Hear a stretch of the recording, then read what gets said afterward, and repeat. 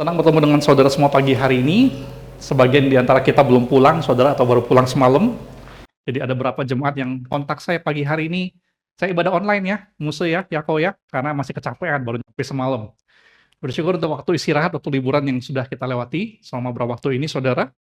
Dan kita masuk ke dalam bulan April, di mana kita bakal merayakan Paskah sebentar lagi. Dan kita juga bersyukur bahwa tim youth kita, anak-anak youth kita itu tahun ini mereka mau ngedekor katanya. Mereka inisiatif mau mendekor, dan mereka bakal melakukan banyak hal, dan karena itu mereka sudah mulai mencicilnya sedikit demi sedikit, saudara. Saudara bisa lihat di depan, ada sesuatu, di tangga ada sesuatu, dan mereka melakukan banyak hal yang saya sendiri kaget. Mereka yakin mau melakukan hal sebanyak itu. Tapi mereka berkata, mau kok, mereka semangat. Saya puji Tuhan buat itu, saudara. Dan kita bentar lagi bakal merayakan itu, tetapi selama 2 minggu ke depan, kita bakal mendengarkan firman Tuhan dari hati gembala, sebuah firman Tuhan yang dirasakan oleh para pastor, itu Tuhan taruh dalam hatinya untuk dibagikan kepada saudara. Dan hari ini, saya mau bicara tentang kasih, saudara. Mengapa? Karena kasih adalah apa yang paling dirindukan dan dibutuhkan oleh semua orang, namun sekaligus adalah sesuatu yang paling sulit untuk diberikan. Kasih adalah apa yang paling dirindukan dan dibutuhkan oleh semua orang, namun sekaligus adalah sesuatu yang paling sulit diberikan. Sementara semua orang pengen diberi kasih, pengen dikasihi, semua orang senang ketika diberikan perhatian, kepedulian, dan penerimaan, namun waktu untuk memberi kasih nggak selalu mudah. Bahkan seringkali sulit atau berat. Mengapa sulit? Karena sejujurnya saudara, mengasihi itu berarti harus tidak egois. Sementara natur kita adalah egois. Natur berdosa kita adalah egois. Kita perlu melawan itu bersama dengan Tuhan. Maka sulit untuk mengasihi, saudara, karena seringkali itu harus melawan trauma pribadi kita. Karena waktu kita mengasihi, kita pernah mengalami kehilangan. Karena kita takut untuk mengasihi lagi. Atau kita pernah mengasihi, lalu ditolak, atau bahkan dikhianati oleh orang lain. Atau sulit untuk kita mengasihi, karena seringkali mengasihi itu berarti mengampuni, dan bagi sebagian orang, mengampuni bukan sesuatu yang gampang untuk dilakukan. Betul? Minimal ada orang ngomong sama saya begini, harus mengampuni aku. Oke, tapi tidak bakal saya berikan dengan mudah. Ada orang yang ngomong demikian. Namun ini saudara yang perlu kita tahu mengenai kasih adalah begini, mengenai orang Kristen adalah begini. Apa menurut saudara yang seharusnya menjadi ciri khas dari orang Kristen? Dengan apa orang Kristen seharusnya dikenal?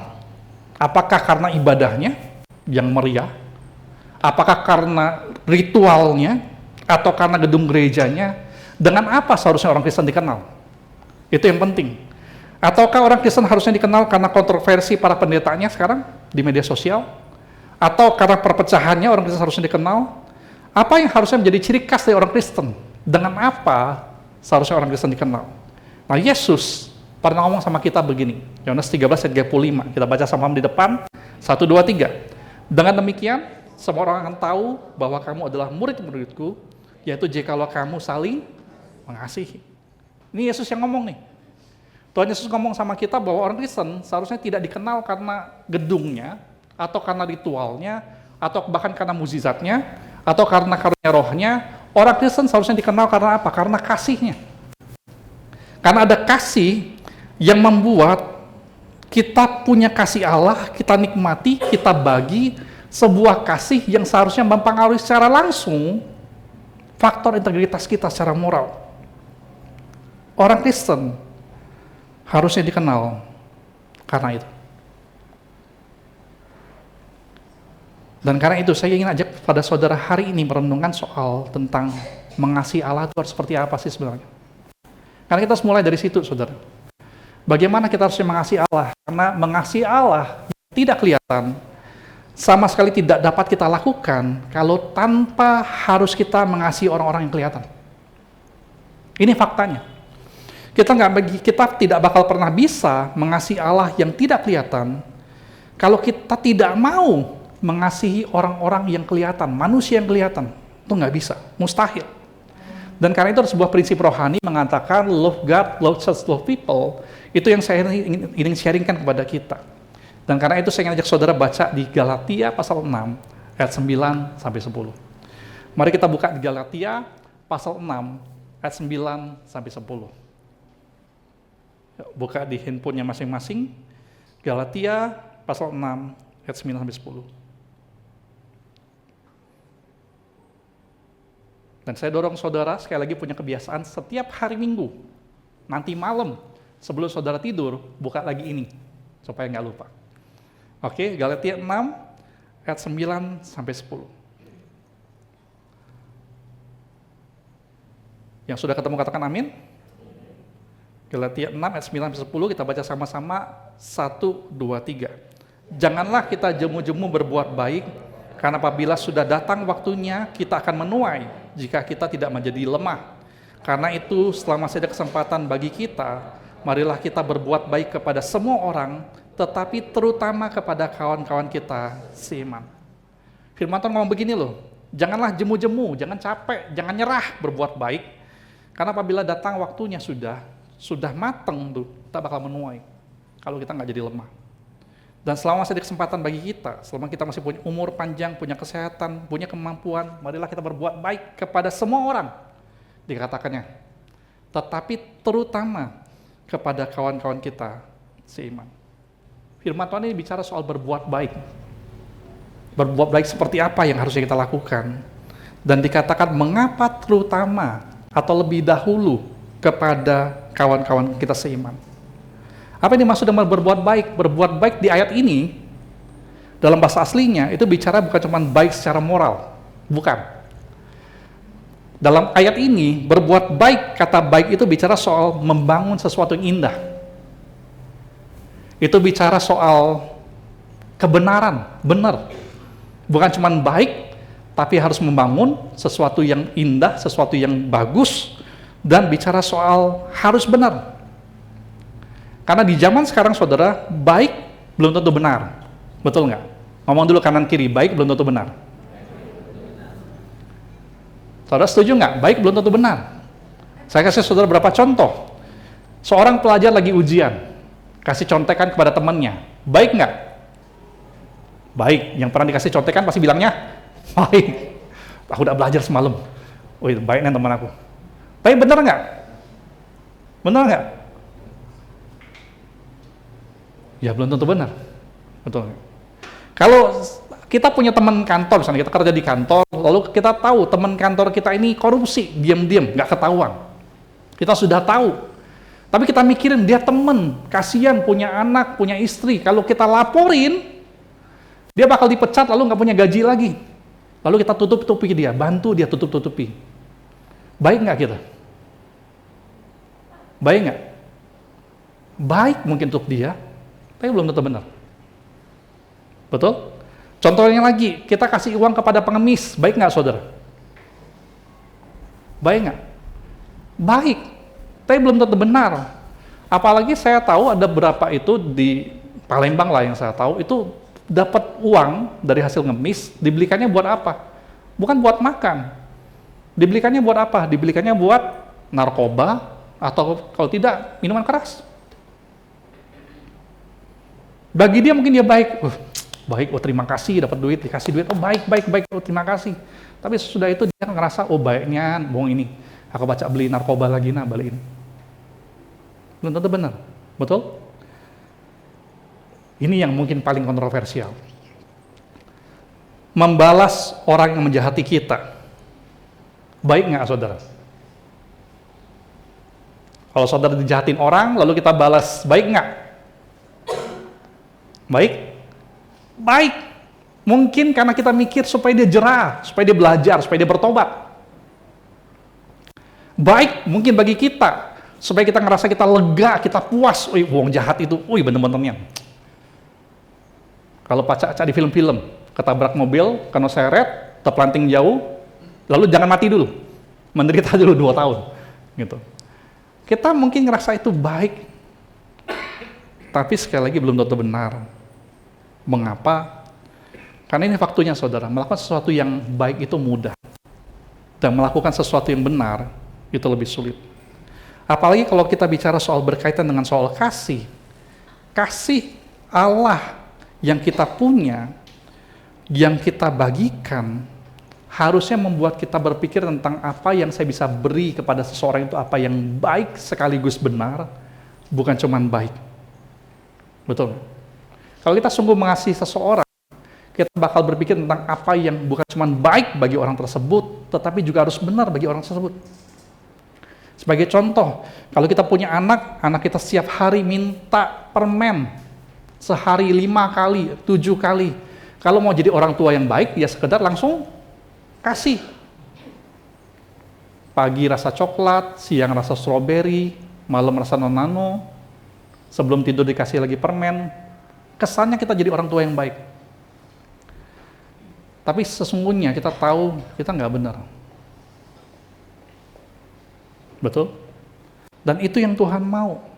Dan memang faktanya, hanya seseorang yang benar-benar punya kasih Tuhan yang mampu melakukan apa yang baik dan juga benar. Karena kemampuan itu hanya kita bisa dapatkan kalau kita mengandalkan kasihnya Tuhan, bukannya kasihnya kita. Karena kalau tergantung kita, ya lebih enak balas orang. Betul? Kalau bagi kita, lebih enak, kita bakal selalu punya alasan. Baik kok untuk itu. Tapi kasih Tuhan menyuruh kita melakukan sesuatu yang bukan cuma baik, tapi harus membangun, nggak merusak, dan harus benar. Yang berikutnya adalah dikatakan mengapa firman Tuhan mengatakan berbuat baiklah kepada semua orang, tetapi terutama. Kata terutama ini artinya adalah bicara soal secara khusus, porsinya lebih besar, diutamakan kepada keluarga seiman. Mengapa? Karena ini faktanya saudara, firman Tuhan ngomong bahwa kalau kita mengasihi Tuhan, kita harus belajar mengasihi gereja Tuhan. Ngomong dulu, sebelah kiri saudara, sebelah kanan saudara katakan kasihi gerejamu.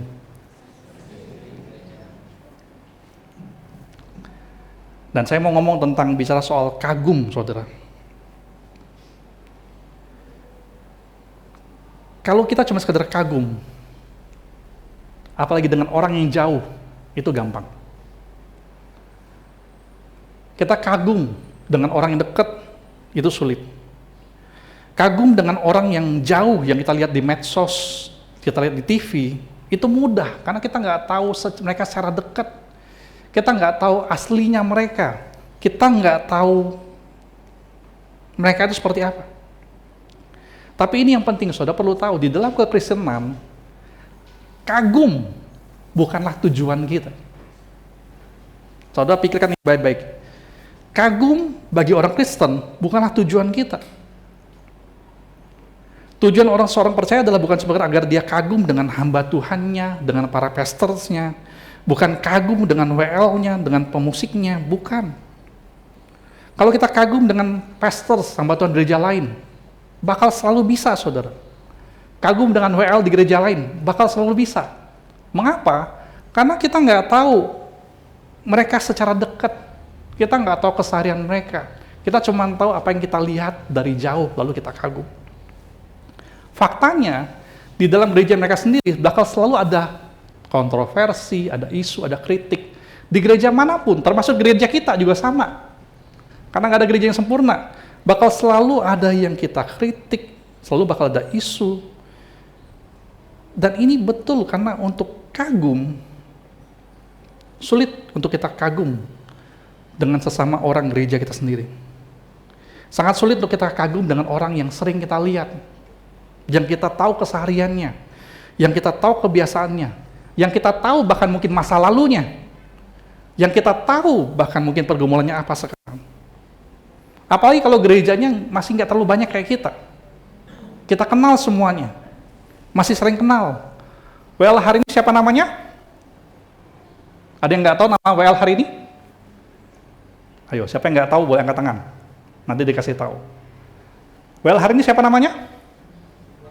Wan, aku tahu nih kan Wan. Aku tahu dia bukan cuma waktu dia di gereja, aku tahu dia setiap hari Cak Mano. Untuk kagum, Bakal sangat sulit. Pengkhotbah hari ini siapa? Oh, tahunian dia nih, dari bayi aku tahu, kata Kok Kiki. Untuk kagum, bakal sulit. Namun kita perlu sadar bahwa panggilan kita adalah bukan untuk mengagumi, panggilan kita adalah untuk mengasihi. Jangan sampai kita bisa kagum dengan gereja lain, lalu ngerasa nggak bisa kagum dengan orang gereja kita, lalu kita lupa bahwa kagum bukanlah tujuan kita. Tujuan kita adalah untuk mengasihi.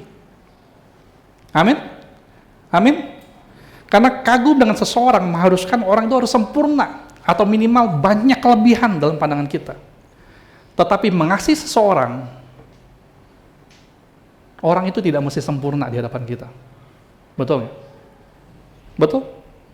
Apakah pasangan kita sempurna?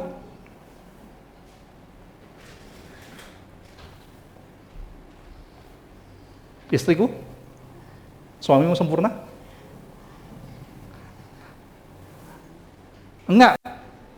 Pasti enggak. Tapi sayang nggak? Sayang nggak? Deg-degan dong dijawabnya.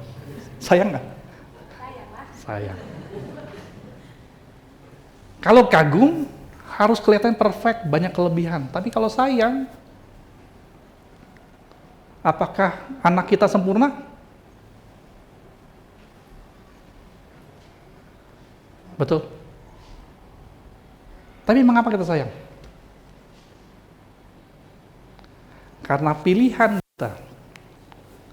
kita berkomitmen untuk memilih mengasihi seseorang. Sesungguhnya jawabannya itu adalah itu. Begitu komitmen itu kita buang, kita nggak bakal sayang lagi. Betul? Betul?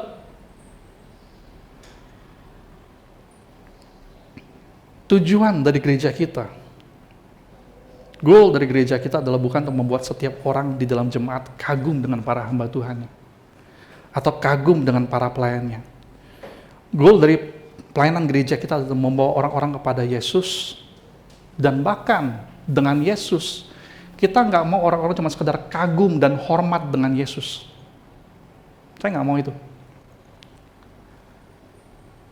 Saya pengen setiap jemaat Tuhan itu lebih daripada kagum dan hormat dengan Yesus. Kita itu mengasihi Tuhan Yesus secara nyata setiap hari. Karena kalau cuma kagum, di luar sana yang bukan orang Kristen, banyak di antara mereka yang mengaku mereka kagum dan hormat dengan Yesus. Tapi mereka sayang Yesus? Enggak. Kita yang dikasihi Tuhan, kita harus belajar untuk bukan cuma kagum dan hormat dengan Yesus, kita mengasihi Tuhan secara nyata.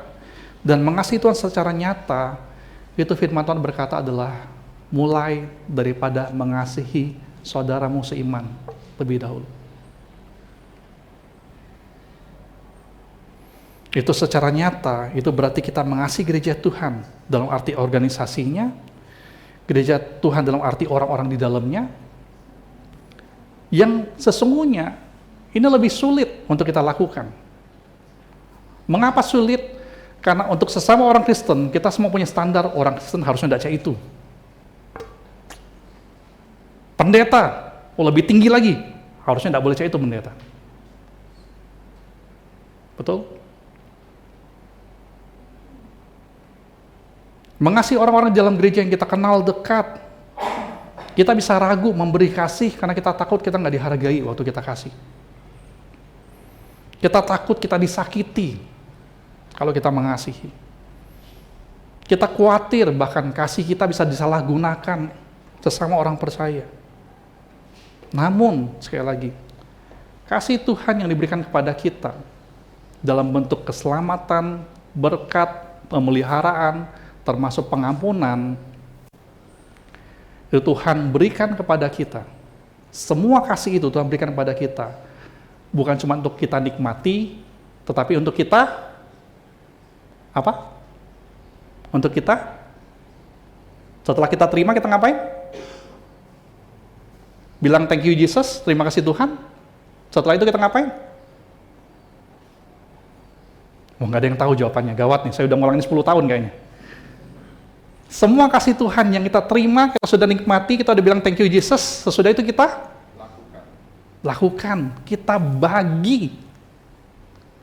Saudara ingat setiap perjamuan kudus, kalimatnya apa? Terimalah dan bagikan. Ini yang Tuhan mau. Dan Tuhan minta kita untuk memulainya dari mengasihi sesama orang Kristen, sesama anak Tuhan lebih dahulu. Gereja saudara lebih dahulu. Dan bagaimana caranya saudara? Saya ngajak saudara lebih gampang ingatnya adalah saya bikin sebuah singkatan, akronim. Bagaimana caranya saudara bisa mengasihi gereja saudara? Itu adalah KASIH. Yang pertamanya K-nya adalah apa? Kompak. Ngomong sama-sama, 1, 2, 3. Kompak. Ya kan? Saya nanti lain kali Musa Mimi bilang, hidup Fu Im Tong, itu nanti bagian dia. Oke? Kompak. Ayo bersatu. Nggak mudah bersatu, saudara. Ada banyak gereja yang dipecah belah orang, berhasil. Nggak mudah bersatu. Tapi untuk kita mengasihi gereja Tuhan, kita lakukan adalah pertama adalah kompak, ayo bersatu. Yang kedua adalah A, aktif. Bicara soal apa? Aktif, hadir setiap hari Minggu. Jangan terlambat ke ibadah. Kalau kita nggak bisa ibadah pagi, tiba-tiba saudara nggak bisa ibadah pagi, saudara bisa datang ibadah sore jam 5. Datang. Ibadah online, cuman untuk kita yang sakit, dan kita menjaga orang sakit. Oke. S-nya apa? Sumbangsi. Kontribusi. Mendukung persembahan gereja, supaya pelayanan bisa berjalan dengan baik, supaya kita bisa menjadi berkat untuk lebih banyak orang. Sumbangsi. Berikan yang terbaik kepada Tuhan. I-nya apa? Inisiatif. Mendukung pelayanan gereja. Hanya adalah hadir dalam komunitas. Jangan hidup sendirian. Saudara nggak bisa hadir di rumah sendirian, hadir dalam komunitas. Ini adalah cara kita bisa mengasihi gereja kita. Amin. K-nya apa? Kompak, ayo bersatu. A-nya aktif, sumbangsi, inisiatif, hadir. Nanti saya ngomong lagi di akhir. Dan setelah kita bisa melakukan ini, kita mengasihi gereja Tuhan, kasih tidak boleh pernah berhenti hanya di dalam gereja, tapi harus dilanjutkan mengasihi di luar tembok gereja. Firman Tuhan mengajar kepada kita, suatu kali Yesus pernah ditanya, apa hukum yang terutama? Dan Yesus ngomong adalah, pertama, kasihlah Tuhan Allahmu dengan segenap hatimu. Apalagi? Saya jadi takut, jadi saya juga takut salah jadinya ya. Dengan segenap hati, dengan segenap jiwa, kekuatan, akal budi. Dan hukum kedua yang sama dengan itu adalah kasihlah sesamaku manusia seperti dirimu sendiri. Dan yang menjadi pertanyaan kita adalah siapa yang kita harus anggap kita kasih seperti diri kita sendiri. Dan kalau saudara ingat, Yesus pernah kasih perumpamaan tentang orang Samaria yang baik hati. Saudara masih ingat nggak cerita ini? Yesus menceritakan tentang seorang pria yang sedang dalam perjalanan dari Yerusalem, yang artinya orangnya adalah orang Yahudi, dia orang Israel, dia sedang pergi dari Yerusalem, mau ke kota Yeriko. Di tengah perjalanan, Yesus berkata bahwa orang ini kemudian dirampok. Dan bukan cuma dirampok, dia dilukai, dia disakiti, lalu dibiarkan setengah mati di pinggir jalan. Saudara tahu cerita ini? Tahu ya? Lalu ada 3 orang yang lewat. Masih ingat nggak? Isara. Siapa yang pertama lewat? Nggak ingat. Siapa yang lewat? Masih ingat nggak? Yang pertama, Celinda? Siapa yang pertama lewat? Siapa ingat? Kodam ingat? Siapa yang pertama lewat? Ada 3 orang yang lewat. Yang pertama siapa? Yang pertama adalah imam, atau zaman sekarang adalah pendeta. Yesus ngomong ada imam yang lewat, lalu apa yang imam ini lakukan? Dia lihat, lalu dia lewat, dia tinggalin. Imam itu adalah seperti pendeta zaman sekarang. Yang kedua lewat siapa? Bon-bon ingat dapat? Nggak ingat? Wah, gawat sekalian ya. Saya mulai khawatir sekolah minggu kita ini, nanti saya harus audit lagi benar-benar semuanya nih. Siapa yang lewat yang kedua? Yau-yau? Salah. Orang Samaria yang ketiga. Oh, Kiki udah benar, yang ketiga. Yang pertama adalah imam, yang ketiga adalah orang Samaria, orang asing, yang dia nggak kenal. Yang kedua siapa? Orang Lewi. Yang kedua. Orang Lewi ini siapa? Kalau imam adalah pendeta, tadi pendeta lewat, lalu ditinggal begitu saja. Yang kedua adalah orang Lewi. Lewi ini siapa zaman sekarang? Adalah semua aktivis pelayan di gereja. WL, singer, pemusik, penyambut, yang jago soundman, jago komputer, guru sekolah minggu, asisten. Itu orang Lewi pada konteks zaman sekarang. Lewat juga, lihat juga, lalu tinggalin juga, nggak lakukan apapun. Padahal imam dan Lewi, mereka jelas satu suku bangsa. Sesamaku? Harusnya iya. Mereka satu agama, satu imam. Harusnya peduli lakukan sesuatu. Tapi mereka nggak lakukan apapun. Yesus katakan ada orang ketiga yang lewat adalah orang Samaria. Yang artinya adalah orang asing. Yang nggak kenal orang ini siapa, tidak sama suku bangsanya, tidak sama agamanya.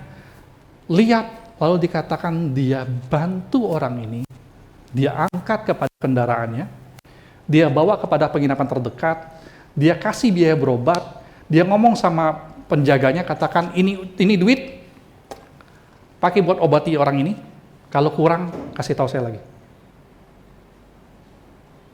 Orang asing ini membantu sampai tuntas.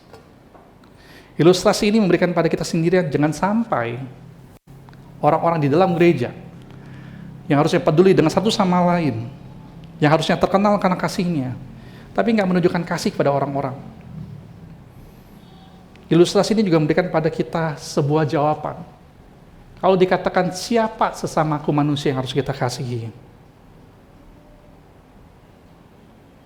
itu bicara tentang semua orang yang membutuhkan, apapun agamanya, apapun sukunya, apapun warna kulitnya. Tuhan bilang kita harus mengasihi mereka. Dan itu mungkin bagi sebagian kita sudah biasa.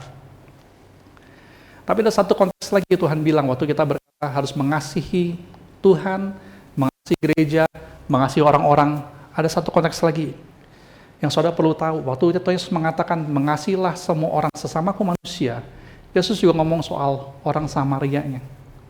Saudara perlu tahu dalam konteks Alkitab pada masa itu, orang Samaria sama orang Israel itu musuhan. Ini adalah dua suku yang saling menyindir, yang bilang satu sesat, yang ini juga sesat. Musuh nih dari dulu, musuh.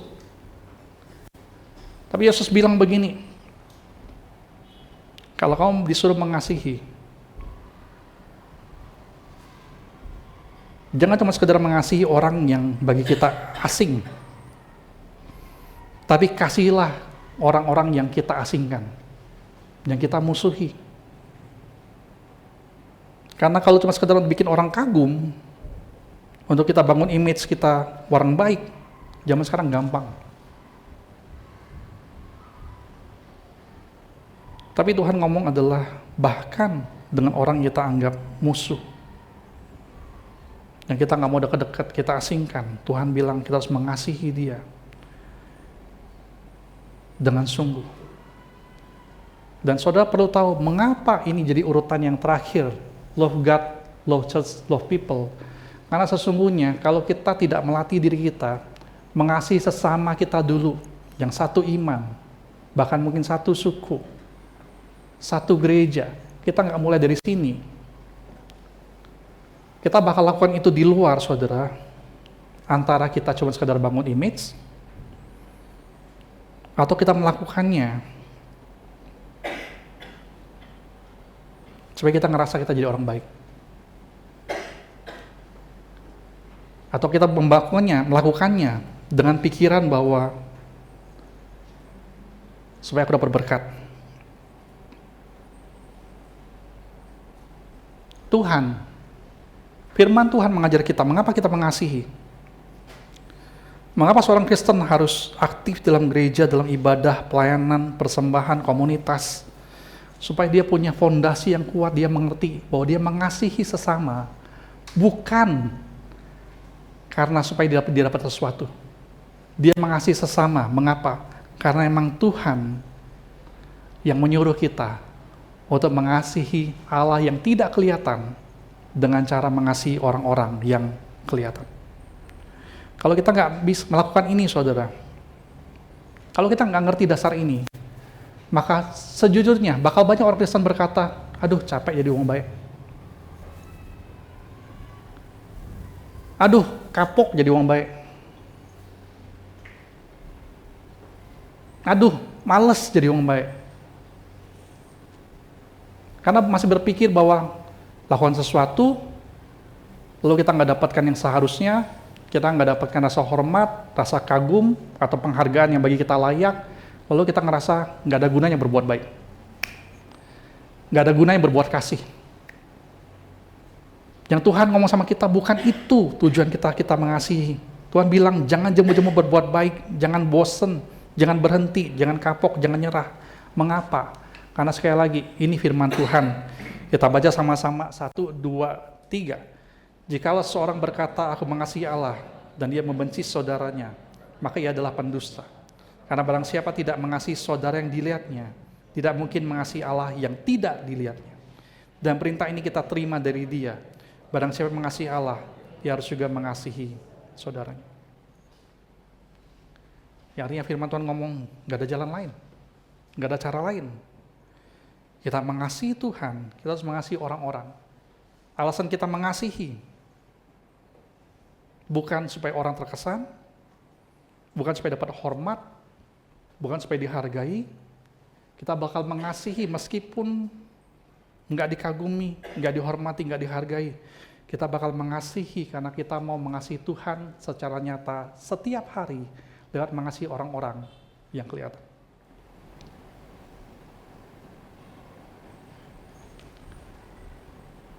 Yang terakhir, mulai dari gerejamu dulu. Mulai dari gerejamu dulu. Supaya saudara terlatih melakukannya untuk Tuhan. Dan saya ngomong sama saudara jujur, di gereja saudara sendiri, bahkan bakal terjadi. Saudara mengasihi, saudara memberi. Kalau saudara merasa nggak dihargai, nggak dikagumi, saudara bakal alami. Dan kalau sudah terlatih di sini, di luar sana, waktu saudara mengasihi, memberi, kalau saudara nggak dapat hormat, nggak dapat penghargaan, nggak dapat kagum, saudara bakal biasa saja. Karena saudara tahu, tujuan saya mengasihi bukan untuk itu. Tapi mulai dari gerejamu, ayo kita mulai dengan kompak bersatu. Biarkan kasih Tuhan yang menguasai kita, bukan rasa puas kita. Aktif, hadir setiap minggu dalam ibadah. Sumbangsif, kasih persembahan pada gereja saudara, beri secara rutin. Saudara, saya bersyukur ada jemaat-jemaat kita ini yang sudah pindah ke luar kota. Nggak tahu, ada yang pindah ke Jakarta, ke Bandung, ke Surabaya, ada yang di luar negeri. Saya bersyukur bahkan mereka dimarahin pun sama saya, masih tetap mau kasih persembahan pada kita. Transfer ke Palembang. Saya berdoa untuk semua kita, ayo kita yang di sini, yang tiap hari kita datang, nggak ikut ibadah online, kita datang nih, kita juga memberi secara rutin kepada Tuhan. Inisiatif mendukung pelayanan gereja, dengan inisiatif. Saya bersyukur saudara, di tahun lalu saya itu punya masa-masa di mana saya sibuk sekali berangkat keluar kota berapa kali harus rapat, sampai ada satu jemaat, saya bersyukur sekali, yang kontak saya ngomong begini, kalau lagi sibuk ada? Jawaban saya jujur, sibuk. Lalu dia bilang apa? Kok, aku lihat jadwal Koko ada main keyboard ya, minggu ini ya. Boleh tidak aku gantiin? Kasihan Koko tuh capek, sibuk kayaknya, aku gantiin be. Itulah inisiatif yang dibutuhkan. Itulah pelayanan yang seharusnya terjadi itu seperti itu, saudara. Amin. Saya bersyukur dalam jadwal-jadwal kita, ada orang yang bisa lihat jadwal siapa minggu ini pelayanan, lalu dia nggak bisa datang sakit. Lalu tanpa harus mencari pengganti sendiri, ada orang-orang yang berkata, aku gantiin, dia istirahat. Itulah inisiatif, saudara. Itu yang Tuhan mau. Yang terakhir, hadir dalam komunitas. Percayalah saudara, sejujurnya, apapun tren dunia pada masa sekarang,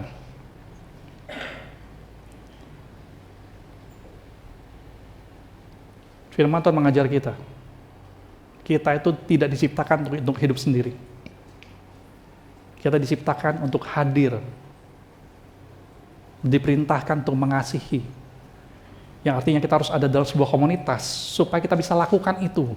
Karena saudara nggak bisa sendirian di rumah ikut ibadah online lalu mengasihi diri sendiri. Itu bukan perintah Tuhan.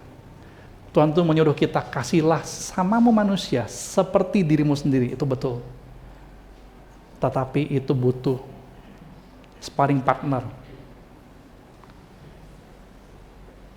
Betul. Suami istri berantem, normal tidak saudara? Normal, betul? Betul? Tapi apa tujuan kita berantem? Apa tujuannya berantem? Saya nggak pernah khawatir tim di sini suka berantem. Tim sekolah minggu sering berantem. Saya nggak pernah khawatir. Saudara tahu mengapa? Karena sama kayak suami istri. Kita berantem buat apa? Kita berantem supaya kita berdua jadi lebih baik. Betul? Kita berantem supaya kita saling memberi masukan, menghasilkan sesuatu yang lebih baik. Itu yang Tuhan mau kita lakukan di dalam gereja. Jadi kalau saudara dalam gereja lalu saudara berantem, sesama teman sendiri berantem, normal saja. Yang penting ingat, berantemnya bukan untuk menyakiti orang lain. Berantemnya, saudara pikir saya dengan Musa Mimi nggak pernah berantem?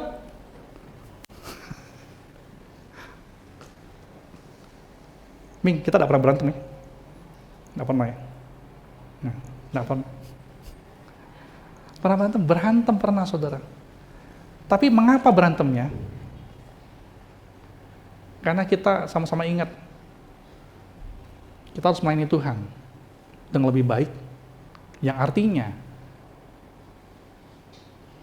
itu seringkali bicara soal evaluasi, seringkali itu bicara soal saling mengingatkan, yang ini kamu lupa loh, yang ini kamu lupa loh. Berantemnya, kita tahu, kita sedang lakukan, bukan untuk siapa yang harus lebih dihormati, siapa yang harus lebih dihargai. Berantemnya untuk apa? Supaya Tuhan dapatkan pelayanan dari gereja ini yang lebih baik lagi. Amin? Amin?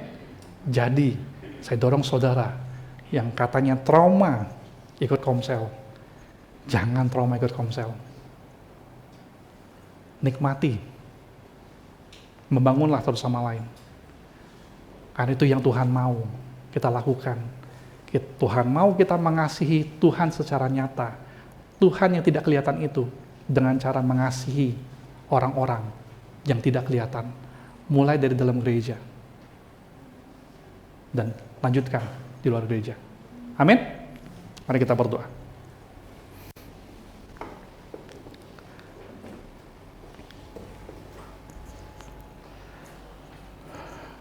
Tuhan, biarlah kami terus menyadari bahwa kasih Tuhan yang kami terima, kasih Tuhan yang kami terima itu mengubah hidup kami, betul. Biarlah kami bukan cuma sekedar bersyukur, berterima kasih kepada Tuhan. Kami bakal selalu ingat bahwa kasih itu untuk kami nikmati dan kemudian kami bagi. Mulai dari mengasihi gerejamu, mengasihi orang-orang, semua orang. Ini sulit Tuhan, kami jujur ini sulit. Mengasihi orang itu sulit. Mengagumi orang yang jauh lebih mudah. Mengasihi orang yang dekat itu lebih sulit. Tapi kami minta Tuhan memegang tangan kami, menguasai kami dengan kasih Tuhan.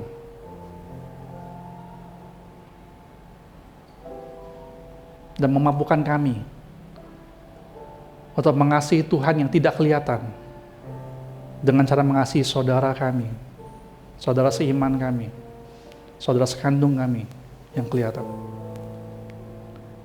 Tuhan sertai kami, Tuhan tolong kami, karena kami selalu butuh pertolongan dan penyertaan Tuhan dalam kehidupan kami. Dan Tuhan sekali berdoa sama kita katakan, amin.